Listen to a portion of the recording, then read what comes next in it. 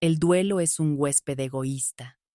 Llega sin ser invitado y no se sienta educadamente en un rincón. Ocupa todo el espacio, todo el aire, toda la luz. Se desparrama sobre los muebles, su presencia pesada e invisible haciendo que cada habitación se sienta abarrotada y vacía al mismo tiempo. En mi familia, el duelo no fue un huésped, se convirtió en el amo de la casa, y mi trabajo, desde la tierna edad de 10 años, fue ser su sirvienta silenciosa y obediente. Fui la guardiana de una tumba que una vez había sido un hogar, un pequeño fantasma viviente que atendía las necesidades de otros dos fantasmas mucho más grandes. Mis padres, en su terror, construyeron una fortaleza de dolor a nuestro alrededor, y su justificación para cada barrote en mi ventana, cada cerradura en mi puerta, fue siempre la misma. Me miraban, pero sus ojos miraban a través de mí, al fantasma de mi hermano que estaba perpetuamente a mi hombro. Tenemos que tener cuidado, Clara, decían, sus voces quebradizas por un miedo que se había calcificado en una especie de control. Ya perdimos un hijo, no podemos pasar por eso otra vez, no podemos perder a otra. Estaban tan concentrados en el miedo a perder a otro hijo que nunca se dieron cuenta de que la que les quedaba ya se había ido, desvanecida hacía mucho tiempo en el trabajo silencioso, ingrato y absorbente de ser su cuidadora. Hola a todos mis queridos amigos, mi nombre es Clara y tengo 77 años. Estoy muy contenta de darles la bienvenida a mi taller, un lugar que algunas personas han llamado un hospital mágico para niños olvidados. Como pueden ver, estoy rodeada de ellos. En estos estantes están los pacientes, una hermosa muñeca francesa con la cara de porcelana rota, un osito de peluche muy querido al que le falta un ojo, un soldadito de plomo que ha perdido su tambor. Soy restauradora de muñecas y juguetes antiguos. El trabajo de mi vida es remendar las extremidades rotas, repintar las sonrisas desvaídas, coser las costuras rasgadas de estos pequeños y silenciosos supervivientes del tiempo. Cada uno llega a mí con su propia historia de haber sido amado y luego de haberse perdido o roto. Mi trabajo es devolverles su infancia, hacerlos íntegros de nuevo para que su historia pueda continuar. Es un oficio tranquilo, paciente y profundamente sanador. Durante mucho, mucho tiempo, fui un juguete roto, guardado en un desván polvoriento, mi propia infancia perdida y olvidada. Este trabajo, este acto gentil y meticuloso de restauración, es cómo finalmente logré remendarme a mí misma. Estoy muy agradecida por su compañía hoy. Es una alegría compartir este espacio tranquilo y esperanzador con ustedes. Por favor, tómense un momento para dejar un comentario y decirme desde qué parte del mundo están viendo. Y tengo una pregunta que está muy cerca de mi corazón. ¿Cuál era su juguete más preciado de la infancia? ¿Cuál era su nombre y qué historias imaginaban para él? Los recuerdos de nuestros primeros amigos, incluso los hechos de tela y porcelana, son muy poderosos. Y si creen que la historia de una infancia perdida que se recupera merece ser contada, me sentiría muy honrada si le dieran me gusta a este video y se suscribieran al canal. Su apoyo ayuda a que estas historias de sanación lleguen a las personas que más necesitan escucharlas. Mi historia, sin embargo, no comienza en el silencio y la sombra, comienza en una casa llena de luz y risas. Antes de que el duelo se convirtiera en el amo de nuestro hogar, éramos, creo, una familia verdaderamente feliz. Mi padre, Roberto, era un hombre amable y divertido con una risa estruendosa que trabajaba como ingeniero civil. Mi madre, Elena, era cálida y vibrante, una mujer que siempre estaba tarareando, su jardín un derroche de color, y éramos dos hijos. Primero estaba mi hermano mayor, Leo, y luego estaba yo, Clara, su adorada hermana pequeña. Leo era el sol alrededor del cual nuestra familia orbitaba felizmente. Era uno de esos chicos dorados sin esfuerzo, guapo, brillante, un atleta estrella y poseedor de una bondad profunda e innata que hacía que todos lo amaran. Era el hijo perfecto, el hermano perfecto. Nunca me trató como a una hermana pequeña molesta. Era mi protector, mi compañero de juegos y mi héroe. Lo seguía a todas partes, mi pequeña mano metida de forma segura en la suya. Nuestro hogar era un lugar de energía alegre y caótica. Había tacos de fútbol embarrados en el pasillo, el sonido de mi madre tocando el piano, el olor a tabaco de pipa de mi padre y el ruido constante y feliz de dos niños que sabían, con una certeza absoluta e inquebrantable, que eran amados. Mis padres no eran solo padres, eran socios en la creación de un mundo hermoso y seguro para nosotros. Recuerdo las tardes de verano jugando al escondite al atardecer, la risa estruendosa de mi padre delatando su escondite. Recuerdo a mi madre enseñándome a hornear, dejándome hacer un desastre glorioso y pegajoso con la harina. Recuerdo a Leo enseñándome a andar en bicicleta, su mano firme en la parte trasera de mi asiento, su voz llena de aliento. «Puedes hacerlo, Clarita, yo te sujeto». Fue una infancia de rodillas raspadas, de cuentos antes de dormir, de un profundo sentido de seguridad. Fue, a su manera, una vida perfecta, y como todas las cosas perfectas, estaba destinada a hacerse añicos. El día que el mundo se acabó fue un viernes de octubre. Yo tenía 10 años. Leo tenía 17. Él era el mariscal de campo estrella del equipo de fútbol de nuestra escuela secundaria, y esa noche era el partido más importante del año, el partido de bienvenida. Todo el pueblo estaba eléctrico de emoción. Leo era un héroe local, y el partido era de lo único que se hablaba. Recuerdo la tarde con una claridad dolorosa y cinematográfica. Estaba en su habitación, preparándose, la orgullosa chaqueta del equipo dorada y azul colgada de su silla. Yo estaba sentada en su cama, observándolo, parloteando sobre mi día en la escuela. Él brillaba con esa luz única e incandescente de un chico de 17 años en la cima del mundo. Se volvió hacia mí, con una gran sonrisa de confianza en su rostro. «Deséame suerte, hermanita», dijo, alborotándome el pelo. «No la necesitas», respondí con descaro. «Eres el mejor». Se rió, un sonido que todavía puedo oír tan claramente como si fuera ayer. Esas fueron las últimas palabras que intercambiamos. Iba en coche al partido con dos de sus compañeros de equipo. Un conductor ebrio, un hombre de un pueblo vecino, se saltó una señal de alto. La colisión fue catastrófica. Leo y sus dos amigos murieron en el acto. La noticia llegó a nuestra puerta en forma de dos policías de rostro sombrío, con los sombreros en la mano. Yo estaba en la sala de estar, haciendo un dibujo, cuando sonó el timbre. Recuerdo el rostro de mi padre, el horror lento e incipiente mientras los oficiales hablaban en tonos bajos y susurrados. Recuerdo la reacción de mi madre. No fue un grito, fue un sonido pequeño, agudo y animal de puro dolor sin adulterar. Un sonido que señaló el momento exacto en que su corazón y nuestra familia se rompieron irrevocablemente. Los días que siguieron fueron una niebla gris y surrealista. La casa, antes tan llena de vida, ahora estaba sofocada por un silencio espeso y pesado. Se llenó de gente, de vecinos que traían guisos, de familiares que hablaban en susurros. Pero mis padres no estaban allí. Eran cáscaras, fantasmas que rondaban las habitaciones de su propia casa. El funeral fue el más grande que nuestro pueblo había visto jamás. Toda la escuela secundaria estaba allí, cientos de adolescentes llorando, sus rostros un mar de confusión y dolor. Recuerdo estar de pie entre mis padres junto a la tumba, una pequeña isla olvidada en su vasto océano de dolor. Se abrazaban el uno al otro, pero nadie me abrazaba a mí. Fui testigo de su dolor, no partícipe de él. Era como si, en sus mentes, solo hubieran tenido un hijo.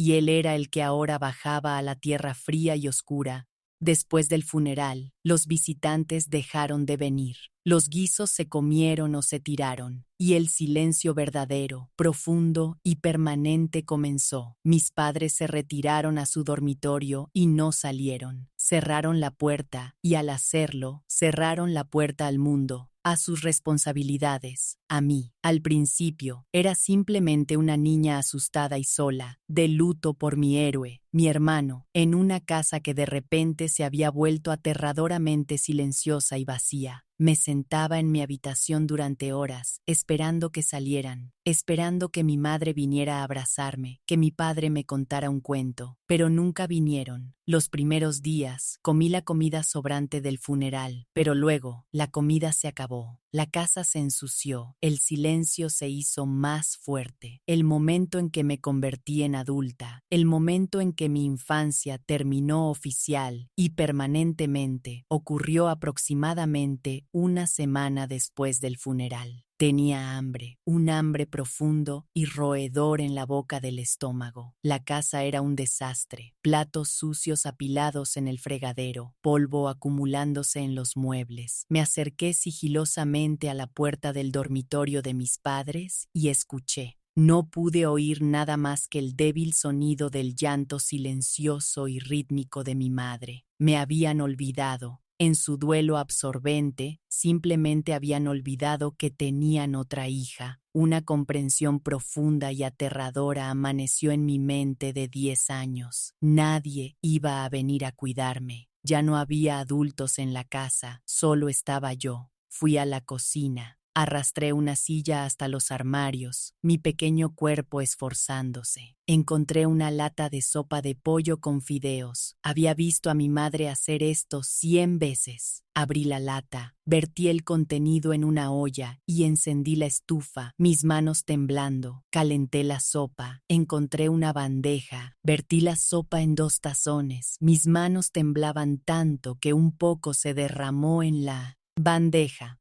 Añadí 2 cucharas y 2 vasos de agua. Luego, llevé la bandeja pesada y chapoteante por el largo y silencioso pasillo hasta la puerta cerrada de su dormitorio. Era demasiado pequeña para girar el pomo mientras sostenía la bandeja, así que pateé suavemente la puerta con el pie. «¿Mamá? ¿Papá?», llamé, mi voz un sonido pequeño y vacilante en el silencio cavernoso. «Yo os he hecho un poco de sopa. Tenéis que comer».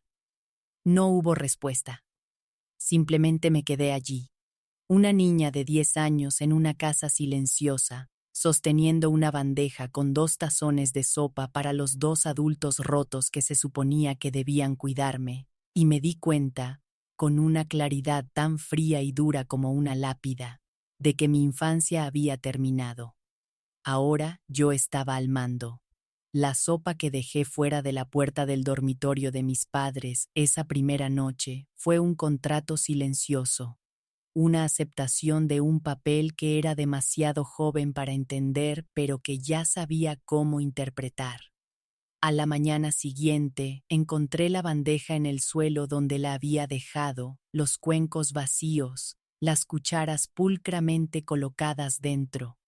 No había nota de agradecimiento, ni una palabra de reconocimiento. Solo había la evidencia silenciosa y transaccional de que mi servicio había sido aceptado. Y así comenzó mi nueva vida como la madre de 10 años de mis 2 hijos afligidos. Las semanas que siguieron al funeral de mi hermano se convirtieron en una niebla monótona y gris de una rutina que inventé por pura necesidad. Aprendí a despertarme sola con el despertador barato de mi mesita de noche. Aprendí a moverme por la cocina silenciosa y llena de fantasmas, haciendo tostadas y café para mis padres que dejaba en una bandeja fuera de su puerta aún cerrada. Desayunaba sola en la enorme y vacía mesa del comedor, el silencio de la casa una entidad viva, rota solo por el sonido de mi propia masticación. Me preparaba para la escuela, mis manos aún torpes con los botones de mi vestido, mi pelo un desastre enredado que intentaba domar en una simple coleta. Caminaba a la escuela sola y volvía a casa sola. Cuando regresaba por las tardes, la casa estaba exactamente como la había dejado, oscura, quieta y sofocante. La bandeja había desaparecido del pasillo, y esa era la única señal de que mis padres seguían vivos. El trabajo de mi vida comenzaba a las 3:30 cada tarde. Hacía mis deberes en la mesa de la cocina, mi mente luchando por concentrarse en la división larga y la ortografía mientras mis oídos estaban atentos, escuchando cualquier sonido, cualquier señal de vida, de arriba. Luego, comenzaba la tarea de ser la señora de la casa. Encontraba algo en la despensa para cocinar para la cena, estofado enlatado, macarrones con queso de caja, comidas sencillas e infantiles, que eran el alcance de mis habilidades culinarias. Ponía la mesa para 3, un ritual de esperanza desgarradora y fuera de lugar de que realmente se unieran a mí. Nunca lo hicieron. Llamaba a su puerta, anunciaba que la cena estaba lista, y luego comía sola. Las 2 sillas vacías en la mesa, mis silenciosas y acusadoras compañeras de cena. Mis padres, al principio, apenas estaban allí. Eran sombras, figuras que vislumbraba moviéndose por el pasillo o sentadas en una habitación a oscuras, mirando una pared. Su duelo era un muro espeso e impenetrable entre ellos y el mundo, y muy especialmente, entre ellos y yo. Yo era un recordatorio doloroso, la hija que había vivido mientras su niño dorado había muerto. Su amor por mí, que una vez había sido algo cálido y presente, ahora estaba enterrado bajo una avalancha de dolor tan inmensa que ya no podían encontrarlo. Pero a medida que pasaban los meses, su duelo comenzó a cambiar.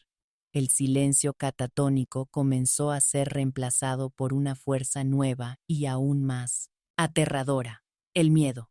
Era un miedo paranoico y absorbente por mi seguridad. Habían perdido un hijo por la cruel aleatoriedad del mundo. Estaban decididos a no perder al otro. Su miedo se convirtió en mi nueva jaula. Las libertades simples de una infancia normal fueron revocadas sistemáticamente, no como un castigo, sino como un acto equivocado de protección. Ya no se me permitía caminar a la escuela.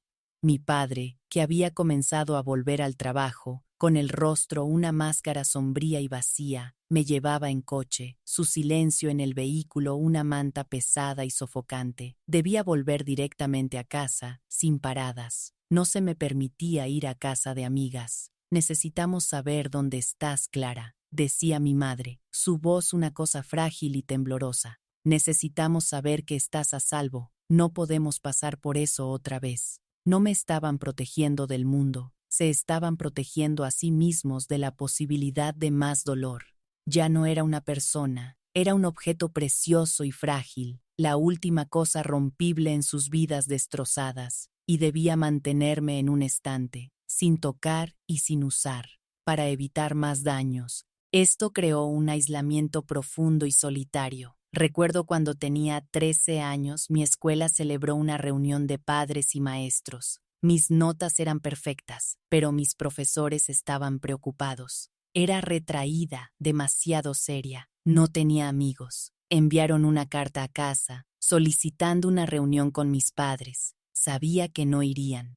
La idea de ellos navegando por un pasillo escolar abarrotado, de tener una charla trivial con un profesor, era una imposibilidad. Así que hice lo que había aprendido a hacer. Me encargué de ello. Fui a mi profesora de lengua, una mujer amable llamada señora Albright, y mentí. Le dije que mi madre estaba muy enferma y que mi padre tenía que cuidarla. Yo, una niña de 13 años, me senté en una reunión de padres y maestros para mí misma, discutiendo mi propio aislamiento social con mi profesora, prometiendo que intentaría esforzarme más.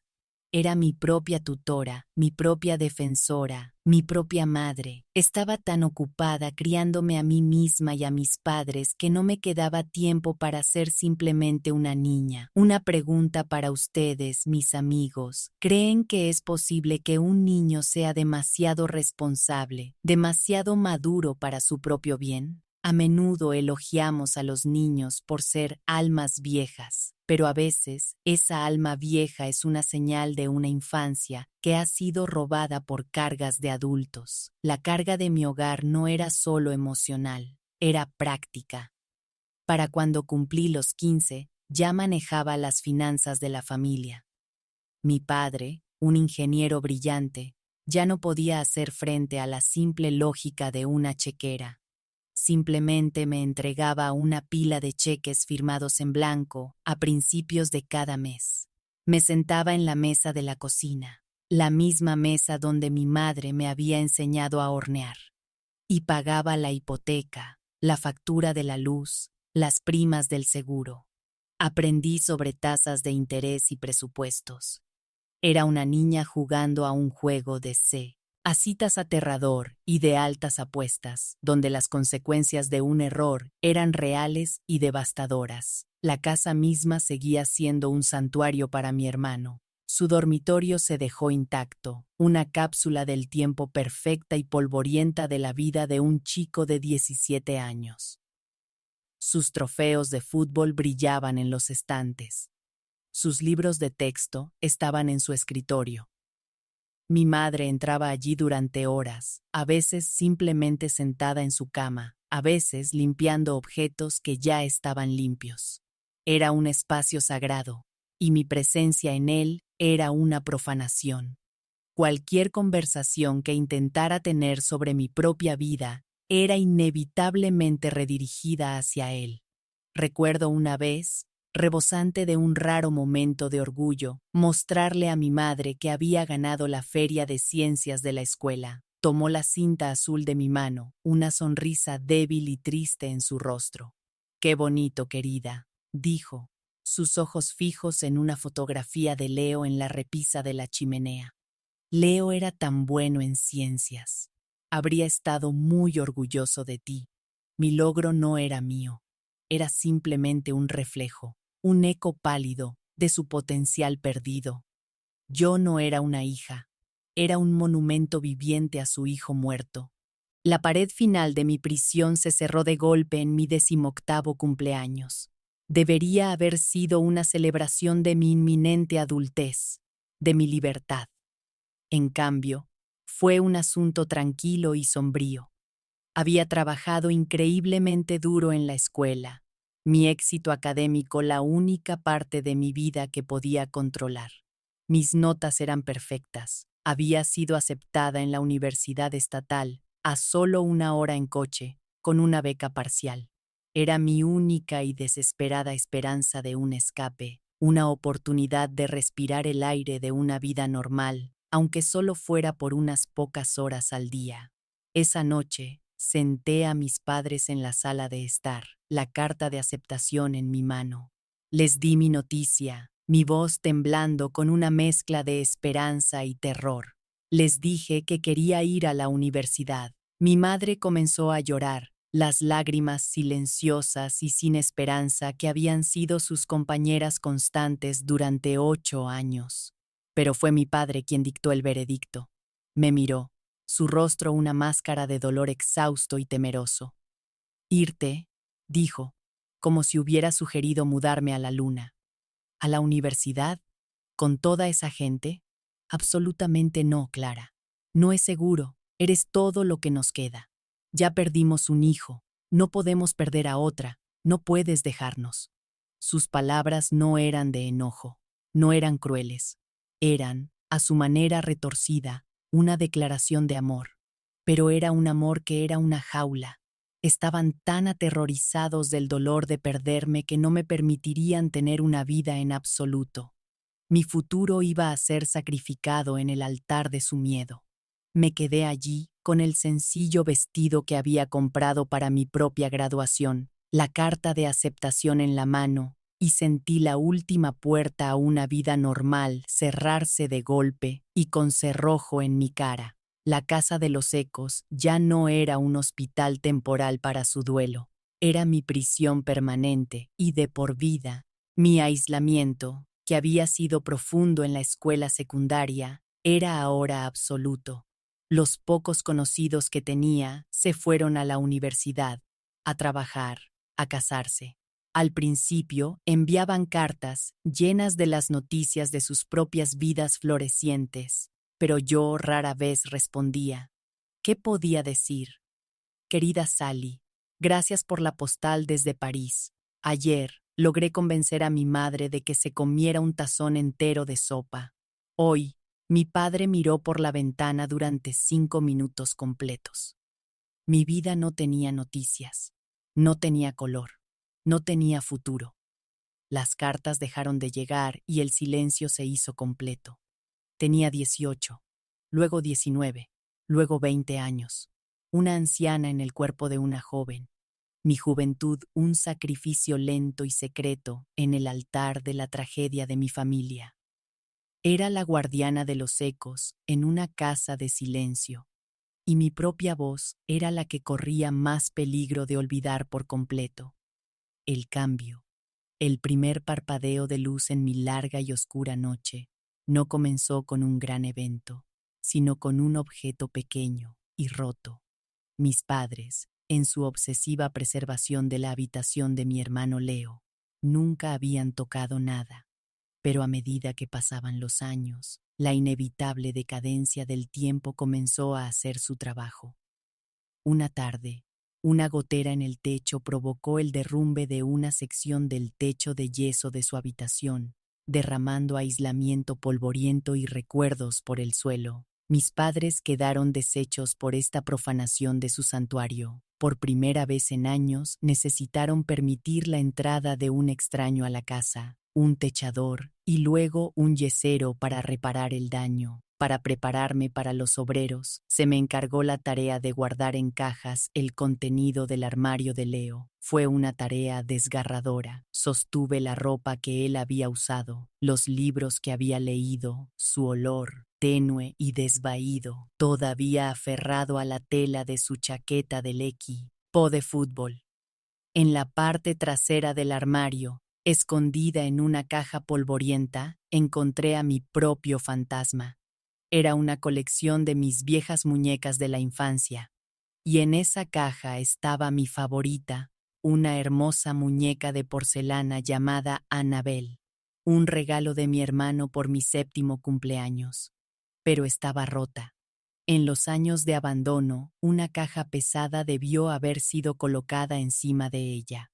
Su delicado rostro de porcelana estaba destrozado. Una telaraña de grietas recorría su sonrisa pintada. Su vestido estaba rasgado, su pelo un desastre enredado y polvoriento. Sostuve la muñeca rota en mis manos y me invadió una ola de dolor tan profunda, tan personal, que casi me puso de rodillas. No solo estaba sosteniendo una muñeca rota, me estaba sosteniendo a mí misma. Estaba sosteniendo mi propia infancia perdida, destrozada y olvidada. Saqué la muñeca de la caja, un secreto que no compartí con mis padres, y la llevé a mi habitación.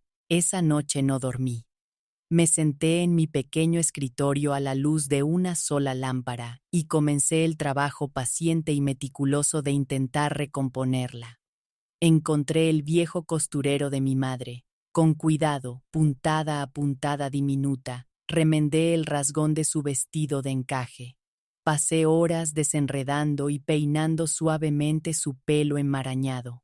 La porcelana rota de su rostro era un desafío más difícil. No tenía habilidad en tales cosas, pero tenía una necesidad desesperada y apremiante. Encontré un poco de pegamento viejo, y con la concentración de una cirujana, comencé a unir los fragmentos de su rostro. Fue un proceso lento y frustrante. Las piezas no encajaban del todo. Las grietas seguían siendo visibles. Nunca volvería a ser perfecta, pero mientras trabajaba, una extraña sensación de calma se apoderó de mí. No solo estaba remendando una muñeca, me estaba remendando a mí misma. Estaba tomando las piezas rotas de mi propio pasado y con mis propias manos comenzaba a hacerlas íntegras. Esto se convirtió en mi obsesión secreta, lo primero que había hecho que era solo para mí. Era una pasión silenciosa y absorbente. Comencé a buscar otros juguetes rotos, otras infancias perdidas. Iba al mercadillo semanal del pueblo, mi única salida semanal aprobada para comprar comestibles, y los buscaba. Un oso de peluche al que le faltaba un ojo, un caballo de madera con una pata rota, una muñeca con un rostro desvaído y olvidado. Los compraba por centavos y los traía a casa, introduciéndolos de contrabando como una espía. Mi habitación se convirtió en una sala de hospital secreta y silenciosa, un lugar de restauración tranquila. Leí libros de la biblioteca sobre reparación de muñecas, sobre la historia de los juguetes, sobre el arte de la restauración. Aprendí por mi cuenta a repintar, una cara desconchada, a volver a ensartar una extremidad suelta, a confeccionar ropa diminuta y apropiada para la época. Mi trabajo era una forma de meditación, una manera de dar a estos pequeños objetos inanimados el cuidado y la atención que yo misma nunca había recibido después de que mi mundo se rompiera. Mi trabajo en el hospital de muñecas era toda mi vida, un mundo secreto de curación dentro de mi prisión de duelo. Pero era un mundo solitario. La llegada de mi primera verdadera aliada fue tan inesperada como una flor silvestre brotando a través de una grieta en el pavimento. Nuestro pueblo tenía una pequeña biblioteca gestionada por voluntarios, un lugar que visitaba cada semana, no solo por los libros, sino por el bendito anonimato de sus silenciosos estantes. Una nueva bibliotecaria comenzó a trabajar allí, una mujer llamada señora Rosa, una viuda reciente que se había mudado al pueblo para estar más cerca de sus propios nietos. Era una mujer cálida y vibrante, con ojos que veían más que la mayoría. Vio a la joven triste y seria que entraba cada semana, siempre sacando la misma extraña colección de libros sobre restauración de antigüedades y la historia de la porcelana. Nuestra amistad comenzó con una simple pregunta. «¿Tienes una verdadera pasión por este tema, verdad, querida?», preguntó un día, mientras sellaba mis libros. Me sorprendió tanto la pregunta directa y personal que solo pude asentir. «¿Sabes?», continuó, su voz suave. «Mi difunto esposo solía coleccionar viejos juguetes de cuerda. Tengo una caja entera de ellos en mi desván, la mayoría rotos. Imagino que son todo un proyecto. Si alguna vez te interesa echar un vistazo, te estaría muy agradecida». Fue una oferta simple y amable, pero para mí fue un salvavidas. Una mano extendida en mi profundo aislamiento. Comencé a visitar a la señora Rosa en su pequeña y acogedora casa, con el pretexto de ayudarla a clasificar la colección de su difunto esposo. Su casa era lo opuesto a la mía. Estaba llena del desorden de una vida bien vivida, fotografías de sus nietos, montones de libros, proyectos de tejido a medio terminar. Era un lugar de calidez y un caos suave y feliz. Me preparaba té y hablábamos. Era una oyente superdotada. Y lentamente, tentativamente, comencé a contarle mi historia. Le hablé de Leo. Le hablé del retiro de mis padres del mundo. Le hablé de la vida de responsabilidad solitaria que llevaba. No tuve que decirle que era una prisionera. Ella vio los barrotes de mi jaula en la tristeza de mis ojos. Nunca ofreció lástima. Ofreció algo mucho más valioso: perspectiva. «Clara», me dijo una tarde, después de que le contara que mis padres me habían prohibido ir a la universidad. «El duelo es algo poderoso y terrible, pero no es una excusa, no es una licencia para robar la vida de tu propia hija. Has sido una hija maravillosa y obediente. Pero eres una persona, no solo una función. Tienes derecho a tu propia historia». Sus palabras fueron una revolución. La idea de que yo tenía derechos, de que mi propia vida tenía un valor separado de mi papel como cuidadora de mis padres, era tan extraña que era difícil de comprender. La señora Rosa se convirtió en mi defensora, mi maestra secreta en el arte de ser una persona. Vio la increíble habilidad en mi trabajo de restauración. Clara, esto no es solo un pasatiempo, dijo, mirando una muñeca cuyo rostro yo había reparado minuciosamente. Este es un talento raro y hermoso. La gente pagaría por este tipo de trabajo. Podrías tener un negocio, podrías tener una vida. Un negocio, una vida. Las palabras eran un susurro aterrador y emocionante de una posibilidad que nunca me había permitido imaginar. La semilla estaba plantada. El sueño de escapar, que había sido un anhelo vago e informe, comenzó a tomar forma. Ya no se trataba solo de huir de la casa de los ecos. Se trataba de correr hacia algo, hacia una vida donde mis propias manos, mis propias habilidades, pudieran construir un futuro para mí. La muñeca rota, Anabel, todavía estaba sentada en mi tocador, su rostro una red de finas grietas plateadas. No era perfecta, nunca volvería a ser perfecta, pero estaba entera. Y por primera vez, mientras comenzaba a esbozar en secreto los planes para una nueva vida, un nuevo negocio, una gran escapada, empecé a creer que yo también podría estarlo. La idea de que mi pasión secreta pudiera convertirse en una profesión, una vida, un medio de escape, fue el pensamiento más radical y aterrador que jamás había tenido. Durante años, mi trabajo de restauración había sido un acto secreto, un acto silencioso de curación realizado en las sombras. Sacarlo a la luz, imaginarlo como un negocio, se sentía como una traición profunda y peligrosa al papel silencioso e invisible que se suponía que debía desempeñar en mi familia. Las palabras de la señora Rosa habían plantado una semilla, pero para que creciera, tenía que encontrar la manera de nutrirla en el suelo estéril de mi existencia. Necesitaba un plano secreto para una vida que nunca me había permitido imaginar. Mi nueva aliada, la señora Rosa, se convirtió en mi coarquitecta en esta empresa. Ella entendía que mi prisión no era de puertas cerradas, sino de manipulación psicológica y un sentido del deber profundamente arraigado.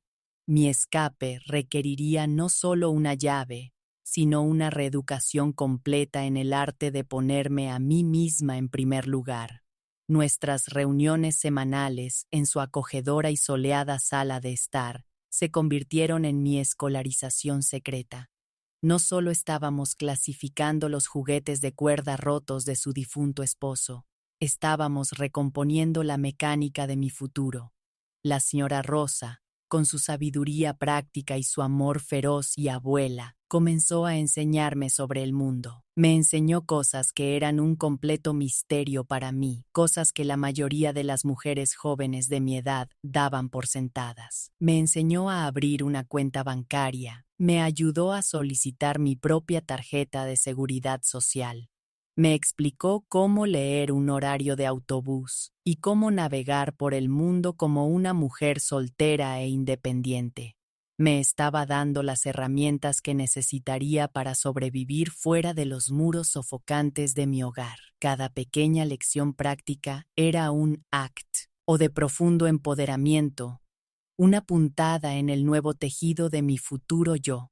El primer y más significativo obstáculo era el dinero. Tenía 20 y pocos años, pero nunca había ganado $1 en mi vida. Las finanzas del hogar eran un misterio para mí, un reino controlado por la chequera de mi padre, que yo solo manejaba bajo su dirección. A la señora Rosa se le ocurrió un plan tan simple como brillante. Tu talento es tu capital, Clara, dijo.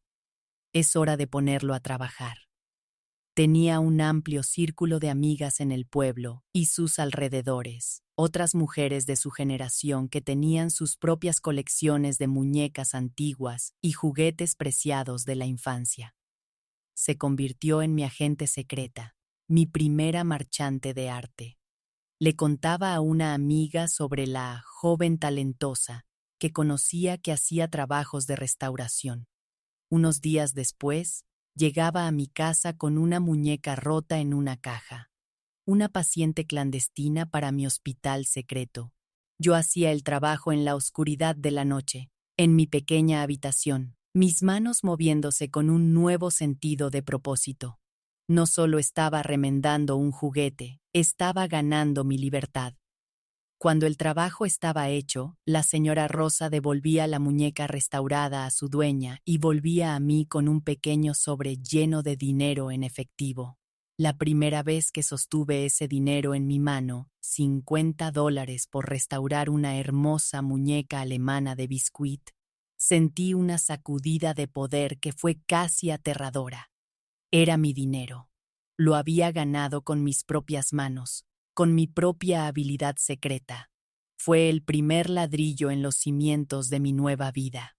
Durante los siguientes 2 años, mi negocio secreto creció.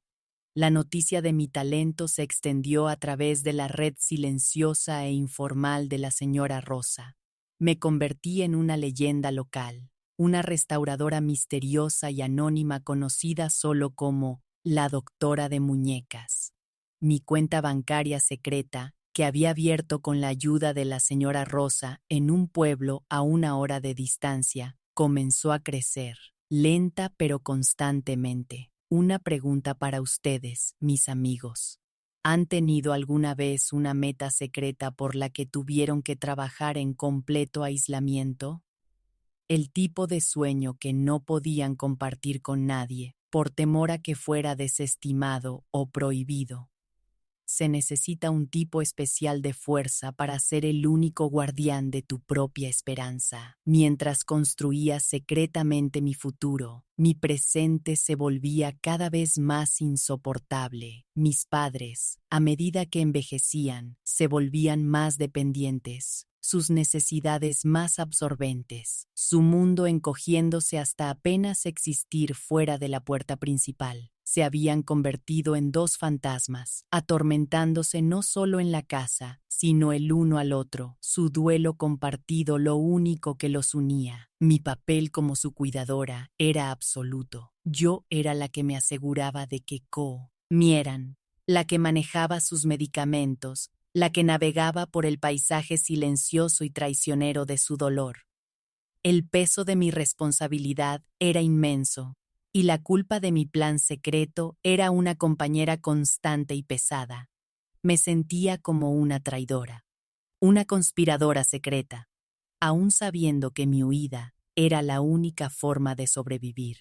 El catalizador, el evento que finalmente forzó mi mano y convirtió mi plan lento y paciente en una necesidad urgente y desesperada, fue una crisis médica.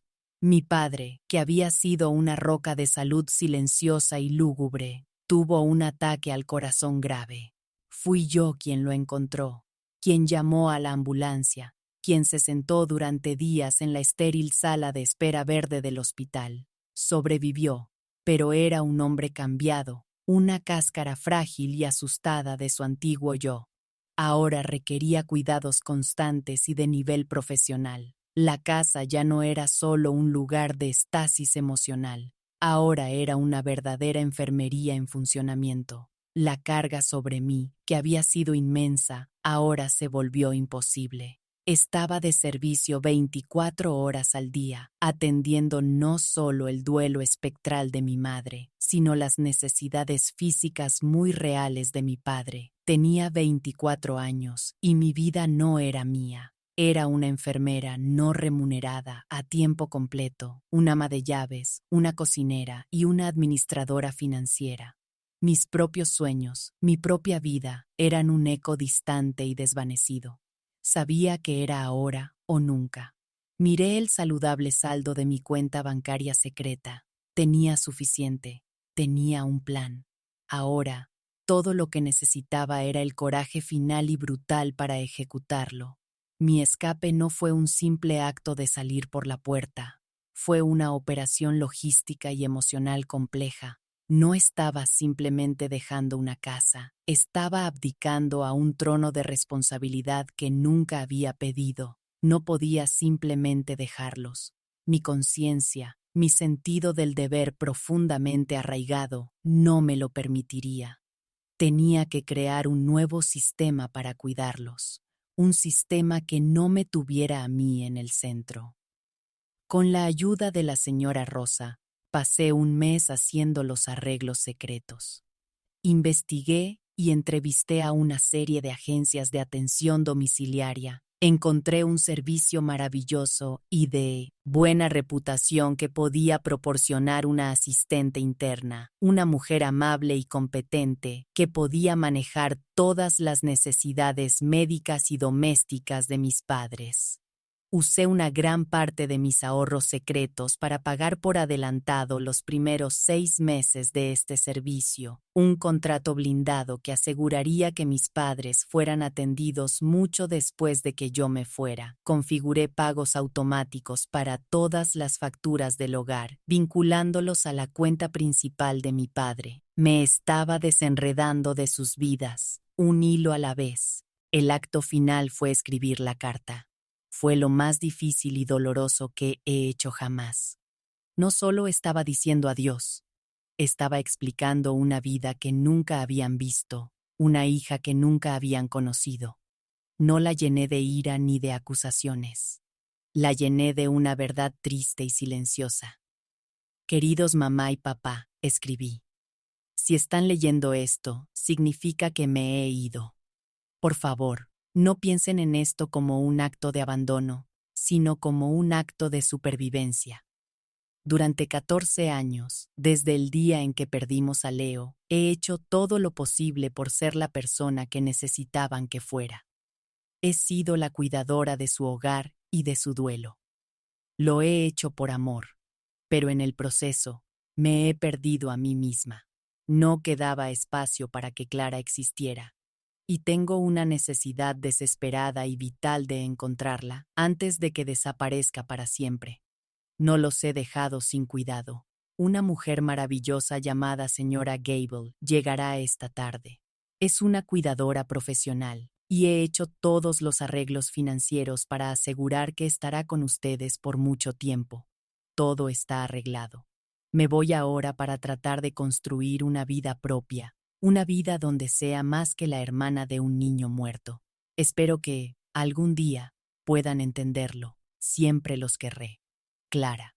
La mañana que me fui estaba gris y nublada, un reflejo perfecto de mi propio corazón. Empaqué mi vida en una única y gran maleta. No estaba llena de la ropa de mi juventud, sino de las herramientas de mi futuro, mi kit de restauración de muñecas, mis libros de contabilidad. Dejé la carta sobre la mesa de la cocina. Eché un último vistazo a la casa silenciosa y dormida, un lugar que había sido tanto mi prisión como, de una extraña manera, mi crisol. Salí por la puerta y no miré hacia atrás.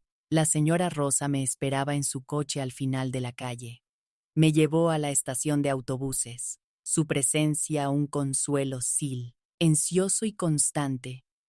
Mientras estaba de pie en el andén, esperando el autobús que me llevaría a una nueva ciudad, a una nueva vida, me invadió una ola de terror y una profunda y estimulante sensación de libertad.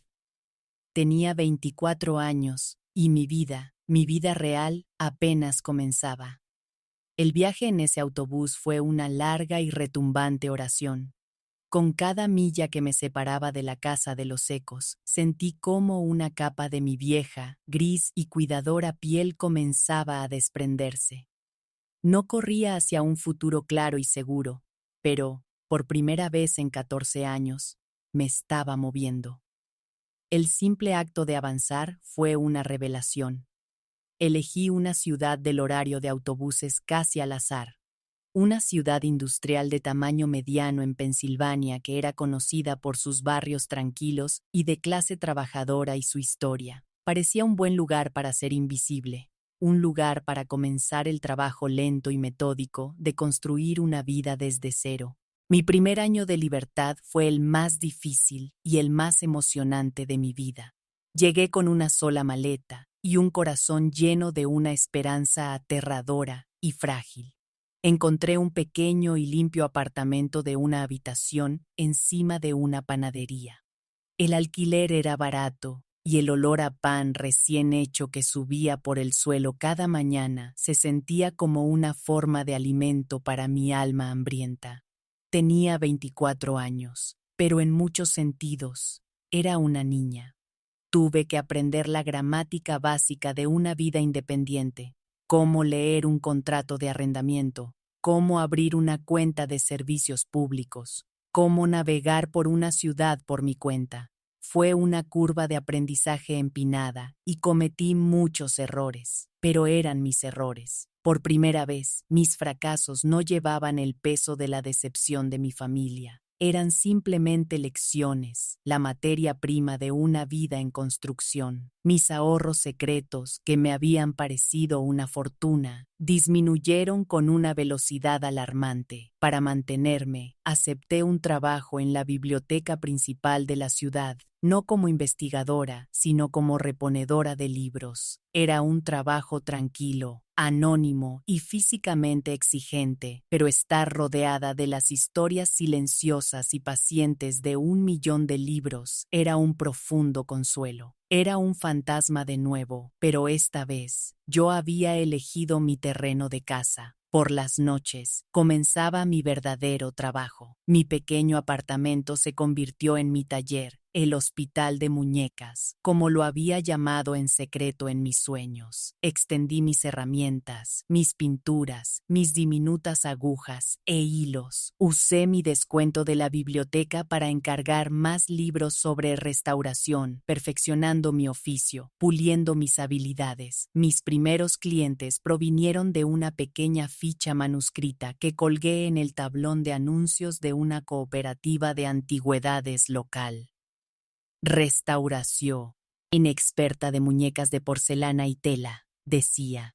Ningún trabajo es demasiado pequeño, ningún recuerdo demasiado precioso. Mi primer encargo fue una pequeña muñeca de celuloide de los años 30 que se había aplastado en un baúl de cedro. Su dueña era una anciana que lloró cuando le devolví la muñeca un mes después. Con el rostro destrozado, minuciosamente recompuesto, su vestido arrugado, limpio y planchado. «No solo arreglaste mi muñeca», dijo, su voz espesa por la emoción. «Me devolviste un pedazo de mi infancia». Sus palabras fueron una revelación. Me di cuenta entonces de que mi trabajo no era solo un oficio, era una forma de arqueología emocional. No solo estaba remendando juguetes, estaba restaurando recuerdos. La noticia de la doctora de muñecas comenzó a extenderse por la comunidad unida de anticuarios y coleccionistas de la ciudad. Mi reputación creció, construida sobre el cuidado meticuloso y el respeto casi reverente que aportaba a cada proyecto. En 2 años, tenía una lista de espera tan larga que pude dejar mi trabajo en la biblioteca y dedicarme a mi arte a tiempo completo. Me mudé de mi diminuta habitación a una pequeña tienda con un apartamento arriba. El frente era mi taller y sala de exposiciones, un lugar mágico con un letrero en la ventana que decía Emporio de muñecas y juguetes de Clara, restauraciones y adopciones. La parte de atrás era mi hogar. Fue el primer hogar verdadero que tuve, un espacio que había construido para mí, con mi propia habilidad, mi propio coraje y mis propias 2 manos. Una pregunta para ustedes, mis amigos.